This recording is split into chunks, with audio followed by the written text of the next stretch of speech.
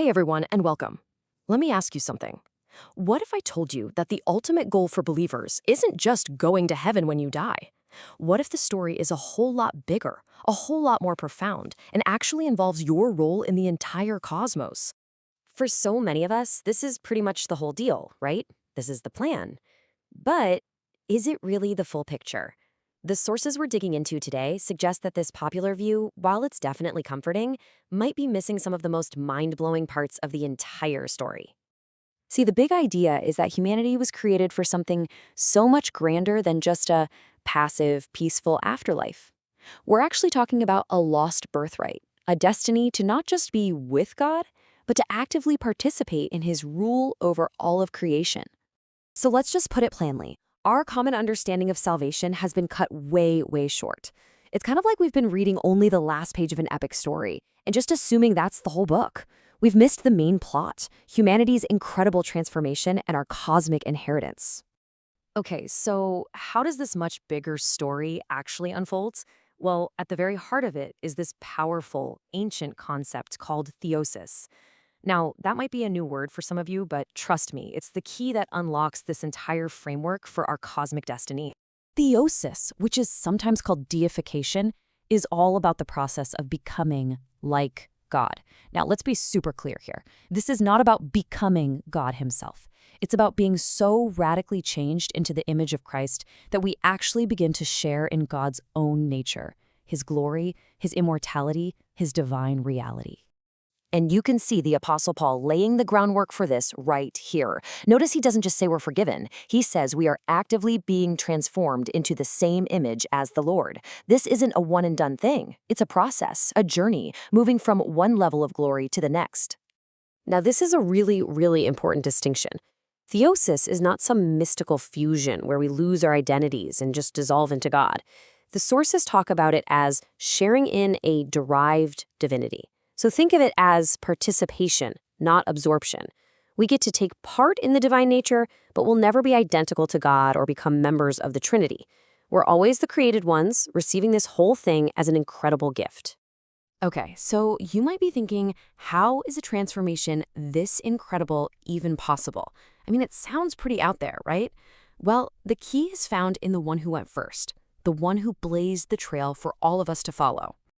Jesus is the prototype. He's the first model. In him, humanity and divinity are perfectly united for the very first time. He becomes our elder brother, who not only shows us the way, but makes our own transformation possible. He is the blueprint for what humanity was always meant to be. And this insight from scholar M. David Litwa is just fascinating. He argues that when Paul says we're being transformed into Christ's image, he means the whole Christ, the complete package. We're not just being made to reflect his perfect humanity, we also get to share in his divinity. You can't separate them. Theologians have a name for this. They call it the Great Interchange. And it's just this beautiful, almost poetic summary of the entire gospel. He became what we are, mortal, human, so that we in turn could become what he is, immortal, divine. It's a complete transfer. So this personal transformation is happening, right? But it has these absolutely staggering cosmic implications. This isn't just about becoming a better person.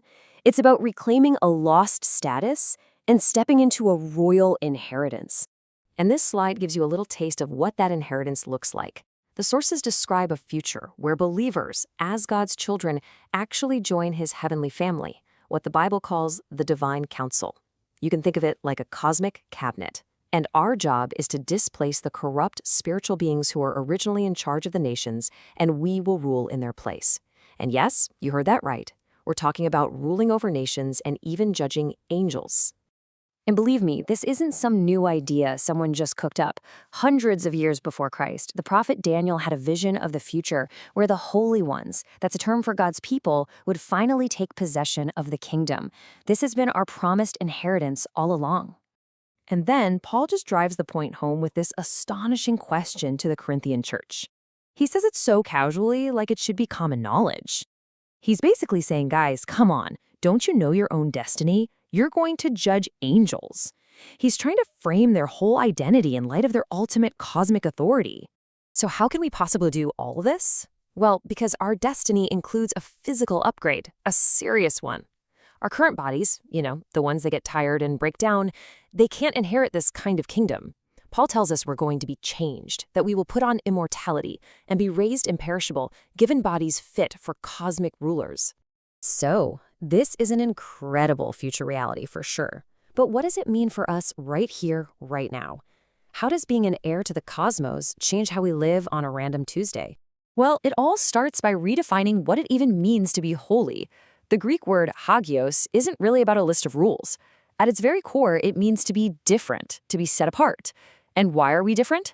Because we share a likeness of nature with the Lord. Holiness, then, is really just living out your new divine DNA. And that right there is the fundamental identity shift. The old identity was like a slave, always motivated by fear.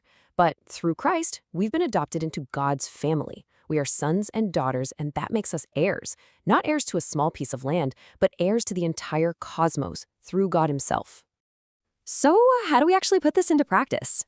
Let's break it down. First, you've got to consciously shift your identity. See yourself as royalty in training. Second, start ruling your own life, your thoughts, your choices, your reactions, as practice for ruling on a much grander scale. And third, reframe your struggles. The New Testament says our present suffering is actually preparing us for a future glory. It's basically boot camp for reigning. So let's end with this challenge. This isn't just theological trivia, it's a completely new lens to see your entire existence through. If your ultimate destiny is to partner with God in governing the universe, what does that mean for how you govern your own small corner of it, starting right now?